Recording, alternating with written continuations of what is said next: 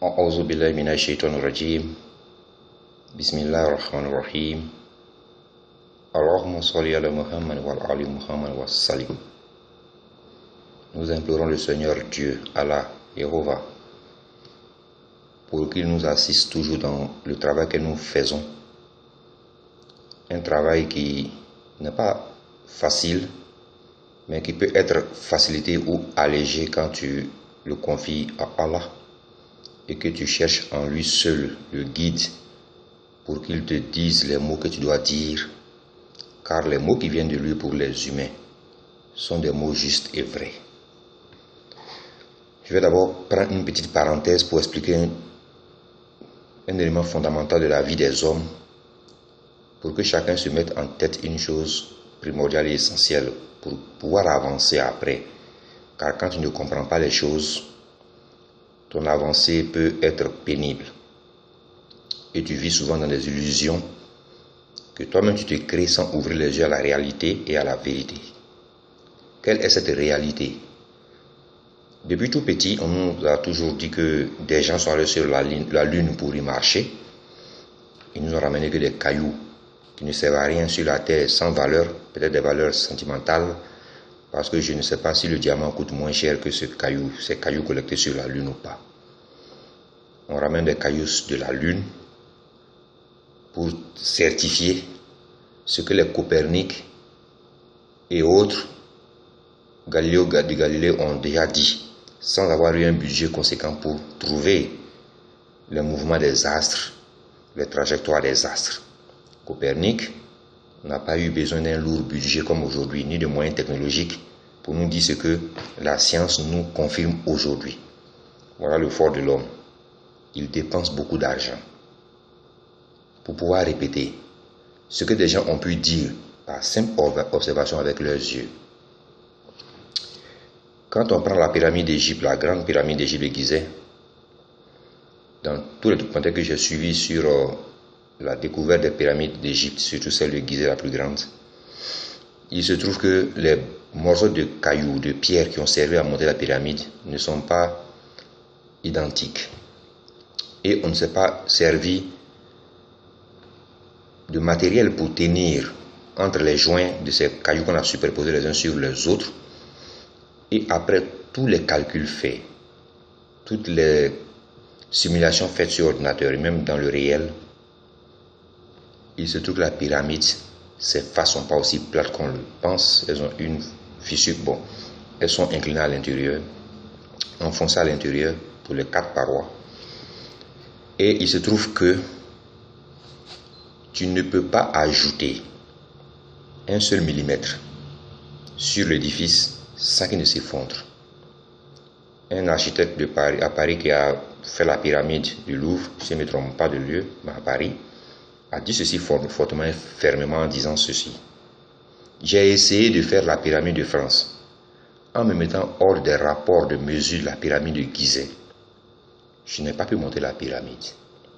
J'ai donc été obligé de retourner à comment se trouvent les dimensions de la pyramide de Gizeh, la réduire dans les mêmes proportions pour pouvoir monter cette pyramide de Louvre à Paris. Ça veut dire une chose fondamentale. En réalité, on ne sait pas trop depuis quand on remonte la pyramide d'Égypte. On estime les dates. Les pierres sont polies et superposées sans avoir été connectées par un ciment. Cette technologie qui a permis à ces personnes de monter un effet aussi parfait, ce sont des humains qui l'ont fait, pas d'autres créatures. Mais il y a un problème qui se pose dans ma conscience. Comment des gens à cette époque, sans la technologie que nous on pense qu'on a qui est supérieure, ont-ils été capables de faire un édifice parfait? Il y a eu des tremblements de terre dans la zone. Il y a l'érosion à tout. La grande pyramide de Gizeh est restée là. Mais nos immeubles tombent au moins un coup de vent. C'est quand même étonnant. J'ai donc dit, je vais poser la question à mon maître. Il m'a dit ceci fortement, mais simplement. Ces édifices ont été construits sous mon autorité. C'est moi qui ai instruit à ceux-là de faire cet édifice, car elles contiennent des messages pour ceux qui vont venir. C'est pour ça que dans le Coran, tu verras toujours, il y a des signes pour ceux qui savent lire et étudier, ou ceux qui savent observer. Et dans le Coran, Dieu nous dit fermement à Mohammed alayhi salam, regarde au ciel, regarde la terre, ton regard en reviendra humilié. Et il nous dit, la création des cieux et de la terre est une tâche plus lourde ou plus grande que la création des hommes. Ces deux parties du Coran mises ensemble nous indiquent une chose fondamentale, que tu ne peux pas obtenir la perfection en dehors du cadre divin. Ça veut donc dire que l'homme est parfait.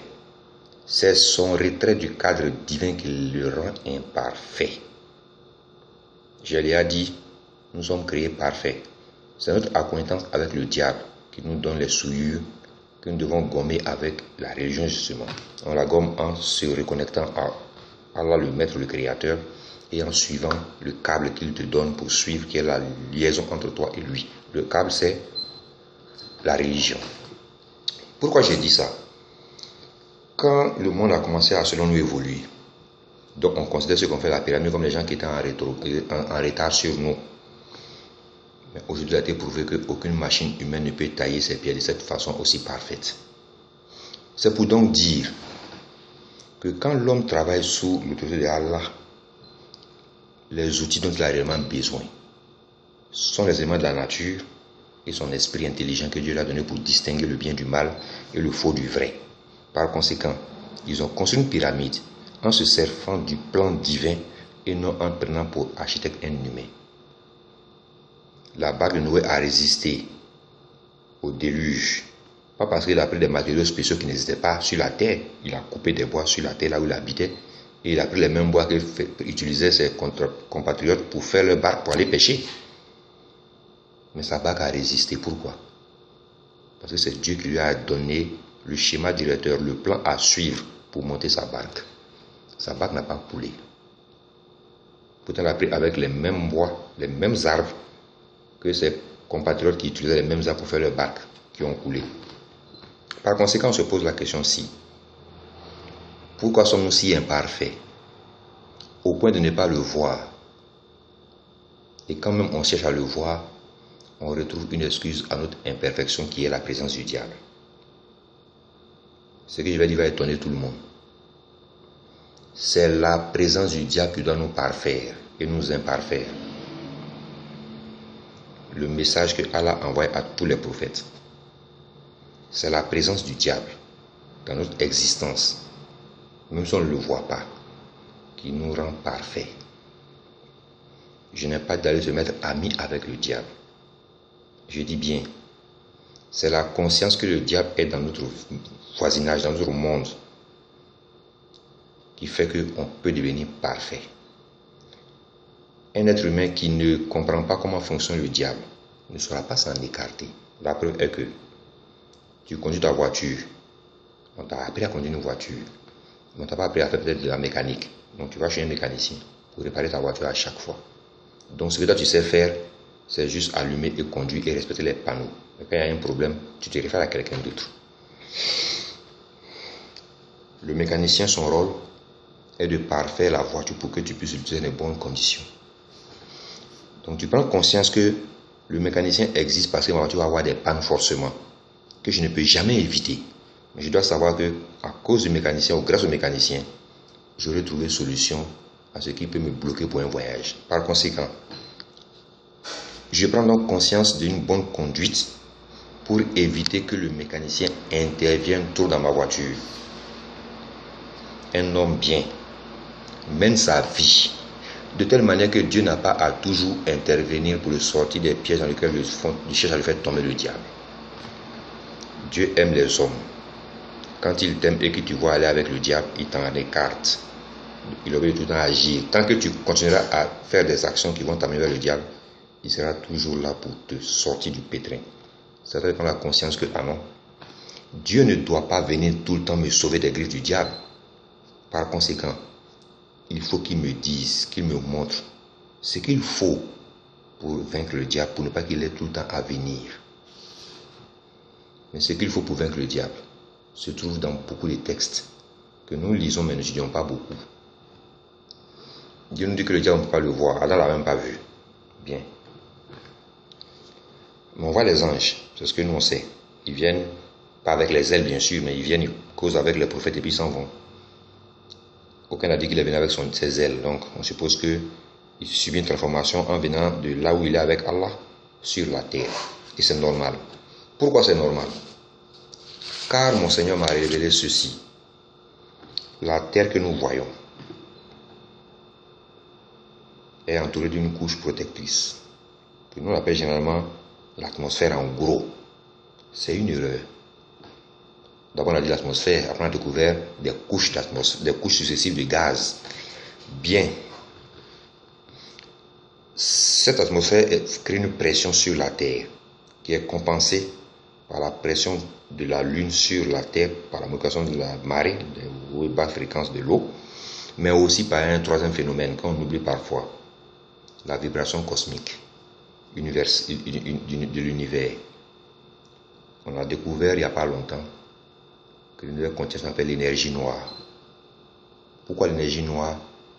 Parce qu'elle absorbe tous les rayons du soleil. C'est pour ça que dans l'espace, il y a l'obscurité. Bien. Le soleil émet son rayon lumineux dans tout l'univers, sur toutes les planètes.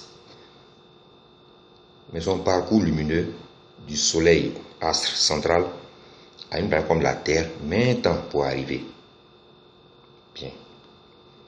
La lumière qui est créée par les flammes du soleil, on voit bien que souvent c'est des flammes, pour les photos qu'on a vues, arrive au niveau de la couche, qu'on appelle la couche d'ozone, subit une première transformation qui permet à cette lumière, à cette énergie lumineuse de traverser un espace. Avant d'atteindre la couche d'ozone reçoit le rayon lumineux pas avec la même intensité que ça a quitté le soleil. C'est ça qui m'a étonné. J'ai demandé à Allah, il m'a dit, il y a la couche que personne ne peut voir avant l'ozone, avant la couche que vous appelez ozone. C'est dans cet espace que le rayon lumineux subit sa transformation pour réduire son énergie lumineuse. Sinon, s'il veut rentrer avec sa puissance normale dans la couche d'ozone, il va détruire la couche d'ozone. On n'aurait pas eu de couche d'ozone. Elle ne peut pas résister réellement à l'arrivée de la chaleur, de la lumière solaire provoquée par la chaleur émise par son activité. Ceci est important parce qu'on a fait croire au monde entier que après l'atmosphère, c'est l'espace. C'est ça Dieu nous dit. Il me dit, l'espace existe après l'atmosphère, après la couche d'ozone. Mais après l'espace, il y a autre élément qui suit que vous ne savez pas. C'est dans cet élément qui suit que vous ne savez pas que se passe l'énergie noire, l'énergie qui permet de maintenir chaque planète justement en équilibre. Et si le soleil ne bouge pas avec les autres planètes, elles vont s'en éloigner. Donc le soleil aussi est en mouvement avec, donc c'est un ensemble qui move, qui bouge ensemble. Mais cet ensemble qui bouge ensemble, pas à la même vitesse de rotation, qui fait qu'il y a un décalage, normalement, qui doit se faire. C'est ce décalage qui est corrigé par le calendrier grégorien et qui est naturel dans le calendrier juif et musulman. C'est pour ça qu'il y a une différence de nombre de jours chaque année. Bien. L'espace que je viens d'écrire, c'est la zone dans laquelle le corps matériel humain peut vivre. C'est là-bas qu'on envoie nos satellites. C'est là-bas qu'on envoie nos techniciens pour aller les réparer. Souvent, on ne les répare même pas. Donc, quand des gens vont dans une station comme la station Mir de Russie pour y passer des jours, c'est là qu'ils y sont. L'homme peut y vivre. Il peut même sortir, aller faire une réparation et revenir. Il n'y a pas de problème. Mais s'il quitte cette zone, c'est fini. Il va se désintégrer. La seule chose que tu peux avoir pour traverser cette zone, que je dis il est impossible d'y aller, est d'être protégé par une couche lumineuse. Comme je l'ai dit, la lumière du soleil vient, frappe dans cet espace et est modifiée pour qu'il puisse arriver chez nous avec une température, avec une pression, une énergie plus faible qu'on peut supporter. Sinon, ça va brûler toute la terre. Bien. Cet espace, on y travaille, on fait des choses, c'est ce que nous on voit. Mais pour aller au-delà de cet espace, il faut être protégé par une lumière spéciale. Cette lumière spéciale vient de Dieu. Et c'est avec cette lumière spéciale qu'il a fait les anges. L'homme d'argile, de terre, le Satan par ignition, par feu, et les anges, la lumière divine. C'est pour ça qu'ils sont capables de rentrer et de repartir. Je vais dire quelque chose à mes amis chrétiens qui va leur expliquer pourquoi Jésus est parti avec les anges, justement. S'il n'y avait pas les anges pour le protéger, pour lui créer justement le cocon protecteur lumineux des anges, il aurait été désintégré dès qu'il passait cet espace. C'est pour ça qu'il fallait que les anges viennent le chercher pour le faire monter vivant. Quand Dieu l'a fait monter au ciel, on sait bien que ce n'est pas Dieu qui est venu le prendre pour le faire monter. Ces personnes ont vu Dieu, personne n'a bien dit qu'ils l'ont vu monter. Bien, ils ont vu monter Jésus au ciel. Beaucoup de témoins le disent, c'est dans la Bible. Mais ils nous disent tous, il a été emporté par des anges. L'explication de pourquoi les anges l'ont pris, c'est ça qui est là. Si Jésus partait tout seul, sans la protection des anges, pour leur corps lumineux qui peut tracer les zones, il aurait désintégré. C'est pour ça que je reviens à ma question de tout le temps. Comment est-ce que les anges peuvent déplacer Dieu pour l'envoyer dans les cieux, alors que ce n'est pas qu'ils l'ont fait descendre? La terre est une grande prison naturelle, de laquelle personne ne peut échapper. Quand tu prends conscience de ça, tu sais mieux organiser ta vie avec les humains sur la terre. Parce que là, tu comprends maintenant que nous sommes condamnés à vivre ensemble. Tu n'as pas le choix. Puisque la terre, elle, ne va jamais te laisser partir. Ton corps matériel, physique ne peut pas passer. C'est pour cela que c'est l'âme qui peut traverser et aller. L'âme est la composante du souffle d'énergie divin incorporée avec ta matière. C'est la séparation des deux qui crée la décomposition, la disconnexion entre le corps physique que tu as et l'âme de Dieu, l'âme que Dieu t'a remise pour pouvoir fonctionner. Cette âme est aussi à la même source que les anges. Et le corps contient aussi les mêmes sources que le démon. C'est pour ça que l'homme est capable d'incorporer en lui des comportements angéliques comme des comportements démoniaques. Le Satan, quand il veut tracer cette zone, il le fait par ignition. Donc, il souffre, brûle. Donc, lui, quand il revient, il faut qu'il se venge parce qu'il a trop souffert pour aller demander à Dieu une seule permission. Quand le diable demande à Allah, on le lui accorde. Il demande, il obtient. Pourquoi nous qui sommes ses préférés, on n'arrive pas à obtenir quand on lui demande? C'est normal, puisqu'on ne lui demande pas en fait. Très souvent, on demande au diable de demander à Dieu. Il veut dire qu'on ne demande pas à Dieu de nous aider pour un problème. On préfère se tourner vers la facilité, de tendre la main vers les autres pour nous sortir d'un problème que nous, on peut gérer. Si Dieu nous éclaire la sagesse, de sa sagesse. Donc, on voit bien donc que la relation entre nous et Allah n'est pas seulement spirituelle, mais aussi dans la dimension de l'espace et du temps. La dimension spirituelle ne vient que combler les trois dimensions dans lesquelles on doit évoluer.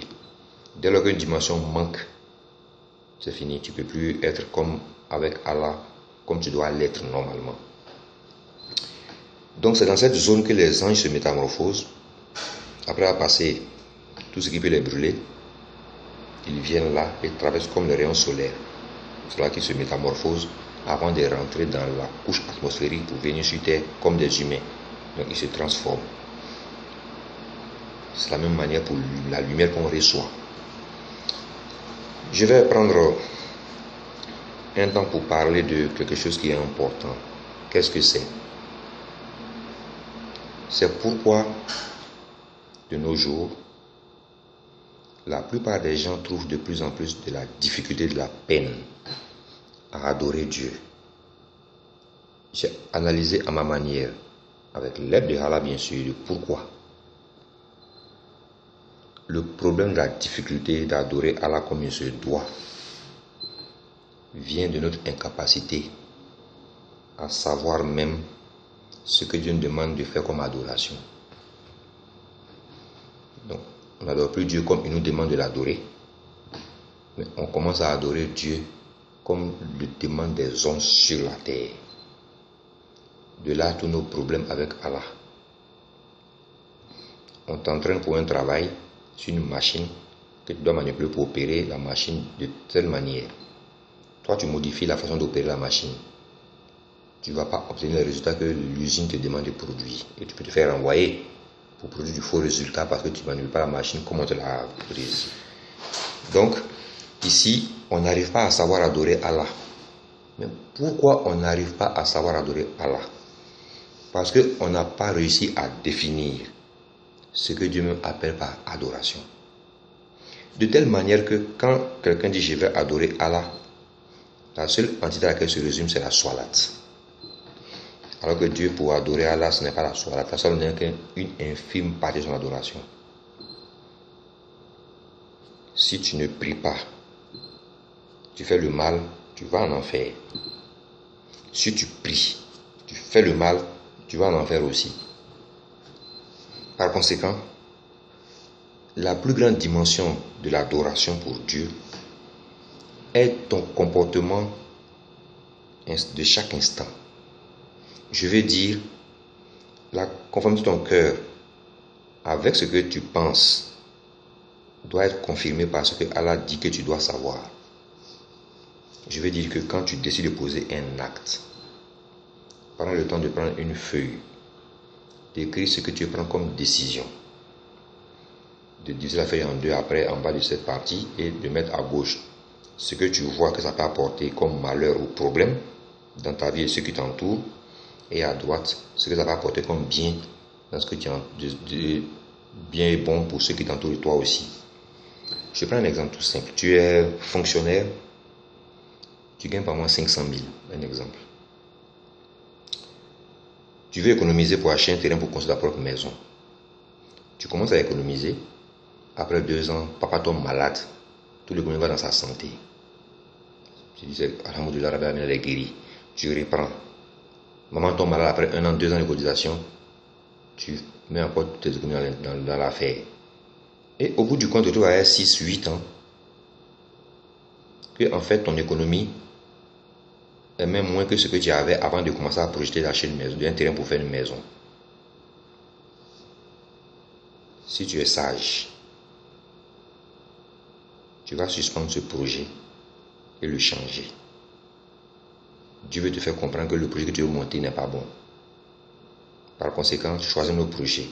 Et tu as une autre possibilité d'avoir une maison, c'est de rentrer dans un système de location-vente ou des maisons qu'on vend et de payer par mois un loyer qui sera certes élevé maintenant, mais comme tu sais que tu dois payer ton loyer, en ce moment, c'est de ton salaire que tu restes après avec que tu pourras aider les parents. Si tu as payé ton loyer pendant 15 ans, 20 ans, même si tu n'as pas d'économie, la maison te reviendra. Mais si tu vas acheter un terrain pour construire que tu as des problèmes, comme je viens de l'expliquer, après 20 ans, tu n'auras pas de maison. Et les mêmes personnes vont te dire, il a fait 20 ans de service par mois, 500 000 francs, il n'a pas pu construire une maison lui-même. Ils disent que tu n'as pas pu construire, tu n'as pas pu acheter une maison après. En fait, c'est tout. Si tu as acheté une maison, ils ne vont plus pas dire que tu n'as pas pu construire une maison. C'est parce que finalement, tu vois que tu as tout loupé. Je n'ai pas de pas soigner les parents quand ils sont malades. Mais je vais te faire comprendre, ici mon frère musulman, que quand tu projettes quelque chose, même quand tu l'as mis sous l'autorité de Allah et que tu vois que ça n'avance pas après un moment donné, assieds-toi et refais le bilan.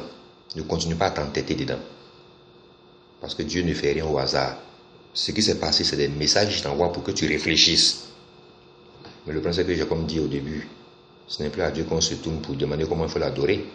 On regarde plutôt les amis et les frères. Et donc notre façon de vivre dépend de ce qu'ils pensent de nous, pas de ce que nous, on veut être devant Allah. Des gens perdent un parent. Ils font la cérémonie qu'il faut pour enterrer le corps. Il vient 1 an après faire une cérémonie qui est plus grande que l'enterrement parce qu'il n'était pas prêt pour l'enterrement, ça a surpris, la mort a surpris. Maintenant, il se prépare pour faire l'anniversaire de la personne 1 an après à un budget plus élevé que ce qu'ils ont même pu pour faire l'enterrement.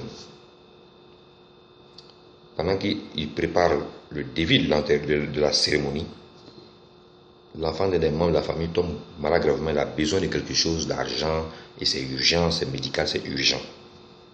Wallahi billahi, tu peux te blaguer. Je ne sais pas comment tu vas blaguer. Si tu vas dire à ces gens-là de donner l'argent de la cotisation pour les funérailles de quelqu'un qui est mort, pour ton fils qui est dans le problème, ta fille qui est dans le problème à l'hôpital, toi-même tu sais ce qu'ils vont te répondre. C'est ce jour-là que la famille va se diviser. Mais ils vont dire quoi? L'argent nous a divisé, mensonge. C'est ton cœur noir qui t'a divisé du cœur blanc de l'autre. Parce que vos cœurs ne battent pas à l'unisson pour la famille. Pour échapper au diable, il n'y a pas 36 solutions. Il y a 3 choses que tu dois avoir dans ta vie pour échapper au diable. Il faut être bon envers les nécessités et les orphelins. Bon et généreux. Bon signifie leur parler convenablement. Généreux, c'est leur donner quand tu possèdes, pour qu'ils n'aient pas à toujours couler les larmes par rapport au plan dans lequel ils sont. Quand on te donne un dépôt, remets le dépôt comme on te l'a donné. Quand tu es marié, sois un bon époux. Si tu as fait ces 3, le diable ne pourra jamais te prendre. Les 3 que j'ai cités sont les qualités élémentaires qu'ont eu tous les prophètes. Avant même qu'ils aient été prophètes parfois, ils avaient déjà ces qualités-là en eux. Même Jésus avait ces mêmes qualités-là aussi. Dans la Bible, on nous raconte partout qu'il aimait faire venir les enfants à lui et il leur donnait des généreux envers eux et il les aimait. C'est tout ce qu'on lui a confié, il les gardait bien. Et il protégeait beaucoup les faibles. Jésus a fait pareil. Mohammed pareil. Abraham pareil. Abraham donnait asile à beaucoup de personnes venues sur son territoire. Il a été bon envers les institutions qui sont venus demander son aide. Il était un bon époux. Il était très généreux. Et Abraham, le diable l'a jamais pris. On a fait son histoire. Mais nous aujourd'hui, on a imaginé le diable partout, sans jamais pouvoir le voir. Malheureusement, aucun ne nous a dit comment le diable est pour qu'on puisse s'en protéger. Malheureusement. C'est ça le problème. Donc on voit donc très bien que adorer Allah te recommande d'abord d'acquérir ces 3 premières qualités pour que le diable ne puisse pas venir te prendre et te détourner son adoration. Pour que maintenant quand tu commences à l'adorer, tu as créé la carcasse, la carapace qui te protège contre ce que le diable te fait quand tu commences à adorer Allah. Adorer Allah ne sont pas les rukus et les sujud. Ça c'est la salat, qui est un élément infime de l'adoration de Dieu. Adorer Allah par exemple quand tu travailles à la mairie ou au tribunal ou ailleurs, ce n'est pas prendre le pot de vin. C'est ça qui est adorer Allah. Adorer Allah, c'est quand tu es le matin et que tu es aimable et serviable à tout le monde dans le quartier, dans ta famille. C'est ça qui est adorer Allah. Adorer Allah est quand tu quittes au travail et tu rentres à la maison directement, mais quand tu seras en retard, que tu informes ton épouse pourquoi tu seras en retard. Ça aussi, c'est adorer Allah. De vous à moi. Combien font ça aujourd'hui? Combien de musulmans ont ce comportement-là aujourd'hui? De vous à moi. Et pourquoi on est étonné que le diable nous prenne? À mon niveau, je ne suis pas étonné. Car c'est nous-mêmes qui avons ouvert la porte de notre cœur au diable quand il est venu taper à la porte pour dire je veux rentrer. Tu lui as dit rentre. C'est tout. Il ne t'a pas forcé à rentrer dans ton cœur. Qui sur la terre peut me dire qu'il marchait et le diable a mis sa tête sur sa tempe, un pistolet pour dire si tu ne me laisses pas rentrer dans ton cœur, je t'abats. Qui? Mais on le voit partout, le diable. Et au même instant, tout le monde le voit partout. Tout le monde. Quelqu'un en train de voler dans une maison, on le surprend, on l'attrape, il dit c'est le diable qui m'a poussé dans ça. La question qui est posée à ce voleur ce jour, c'est un peu rigolo, mais c'est une question qui me plaît quand même parfois. C'est cette question-ci. Le diable t'envoie voler de l'argent. Il va faire quoi avec l'argent qu'il t'envoie voler? Acheter des voitures, des maisons, manger dans un restaurant, ou bien qu'est-ce que je ne comprends pas. Quand il dit c'est le diable qui t'a envoyé, il t'a mis dans ça, ça veut dire que c'est le diable qui t'a envoyé prendre l'argent pour le lui remettre normalement, c'est la logique. Mais je veux savoir ce qu'il va faire avec l'argent, le diable. S'il va s'acheter une maison, s'il va s'acheter une voiture, puis après, comment il est le diable qui t'a parlé pour aller prendre l'argent? Il est-il grand, il est petit, bleu, vert, rouge, noir, je ne sais pas, blanc? Il faut que tu nous informes. Pour que nous aussi, quand on le voit demain, on puisse en écarter pour ne pas avoir le même problème que toi. Parce que dans un malheur, si c'est le diable qui t'a poussé à aller faire le malheur, sans toi, c'est innocent. Mais raconte-moi comment il est, pour que demain, quand je le vois et qu'il me dit va voler, je dis non, c'est le diable qui me dit d'aller voler, je ne vole pas. Ça a fait rire les gens ce jour. Mais avec le temps, moi, ça ne m'a plus fait rire. Ça a retracé toute l'attitude humaine d'aujourd'hui, quelle que soit sa croyance vis-à-vis d'Allah. Il croit plus en la présence et l'existence du diable que Allah même. J'ai déjà dit ça une fois. Quand on demande aux gens de croire en Allah, ils demandent des preuves pour croire en Allah. Mais pour croire au diable, ils ne demandent aucune preuve. Il est tellement certain que le diable existe qu'il n'a pas besoin de demander des preuves pour le diable. Mais comme il doute de pour Allah, il veut être certain que Allah existe et avoir les mêmes certitudes que comme il a pour le diable. C'est normal que le monde soit là où il est aujourd'hui. Ceux qui sont étonnés que le monde soit là aujourd'hui, j'appelle les hypocrites. Hypocrite, là, ça veut dire aussi aveugle. Quand on dit aveugle, ce n'est pas celui qui ne voit pas. On sait tout ça, mais bon. Qu'est-ce qu'on dit? Qu'est-ce que vous voulez que je fasse? Si tu ne peux rien faire, en ce moment tu te fais enterrer sous la terre, là tu n'auras rien à faire du tout. Mais tu ne veux pas mourir. Tu veux être sur la terre et tu ne veux pas mourir, mais tu ne peux rien faire. Bon, si tu ne peux rien faire, la seule chose c'est d'être sur la terre. D'abord, tu ne pourras rien faire. C'est tout ce qui se remonte.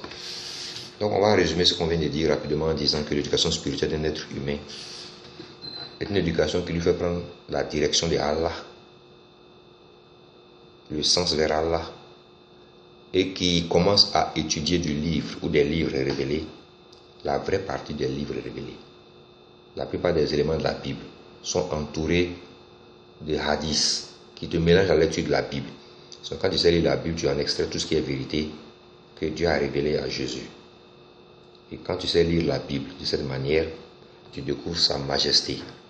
Mais malheureusement, après étude et analyse de ma part, à peine un tiers du livre contient les paroles de Dieu aujourd'hui. Car je me rappelle, j'étais en train de chercher sur mon téléphone à lire un verset de la Bible en anglais. Comme on dit, la meilleure version, c'est le roi James, King James Version. J'ai donc décidé de chercher Marc. Et après le 16-8, je pense, on me dit cette partie qui suit n'était pas dans la Bible avant, ça a été ajouté après. Donc il y a des Bibles dans lesquelles tu n'as pas trouvé cette partie. Je dis mais attends. Marc a écrit son évangile, il s'est arrêté là. Vous avez dit ça, c'est parole de Dieu, pas de problème. Qui est venu après pour ajouter pour Marc, pour que vous la preniez comme parole d'évangile? J'attends encore la réponse jusqu'à présent chez les chrétiens, comme je sais déjà qu'ils ne vont jamais me répondre. Donc je n'ai pas tant de réponse finalement, parce qu'ils ne vont jamais répondre à quelqu'un sur cette terre. Moi, ça va.